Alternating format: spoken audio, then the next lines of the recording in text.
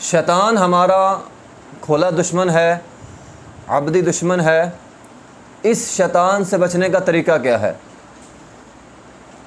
शैतान से बचने के लिए, इसके वसवसों से बचने के लिए, इसके प्रोपोगंडे से बचने के लिए इंसान क्या करे? तो सबसे पहले तो कुरान के अंदर एक हुक्म है, व इम्मा यनज़गन्नक मिनश्शैतानि नज़गुन फ़स्तइज़ बिल्लाह, कि जब भी शैतान वसवसे डाले तो इंसान अल्लाह ताला से पनाह मांगे, यानी अऊज़ु बिल्लाहि मिनश्शैतानिर रजीम, इसको पढ़ ले।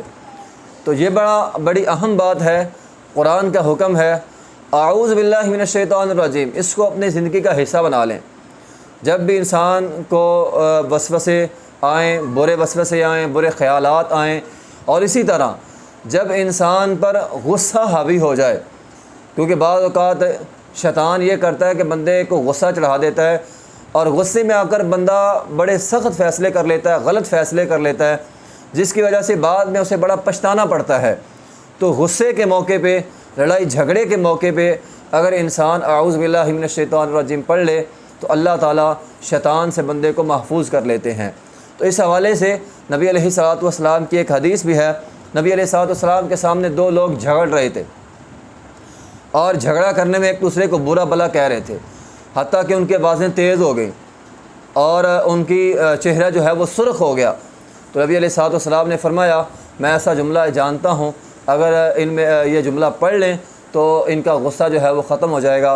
और फिर नबी अलैहिस्सलातु वस्सलाम ने फरमाया था अऊज़ु बिल्लाहि मिनश्शैतानिर रजीम, कि अगर ये अऊज़ु बिल्लाहि मिनश्शैतानिर रजीम पढ़ लें, शैतान दफ़ा हो जाएगा, दूर हो जाएगा, जलील हो जाएगा, रसवा हो जाएगा और इनका गुस्सा भी जाता रहेगा। क्योंकि गुस्सा भी शैतान की तरफ से होता है, तो अऊज़ु बिल्लाहि मिनश्शैतानिर रजीम पढ़ने से शैतान दूर हो जाता है। तो कुरान की इस आयत और हदीस में हमारे लिए ये अहम सबक है कि जब भी बुरे ख़यालात आएँ, वसवसे आएँ, इंसान को गुस्सा चढ़ जाए, लड़ाई झगड़ा हो, फितना फसाद और इस तरह का कोई भी मसला हो, तो इंसान क्या करे? कुरान पे और हदीस पे अमल करते हुए फ़ौरन अऊज़ु बिल्लाहि मिनश्शैतानिर रजीम ये जुमला पढ़ ले और इस पर अमल कर ले। यकीनन अल्लाह ताला बंदे को शैतान से महफूज रखेंगे।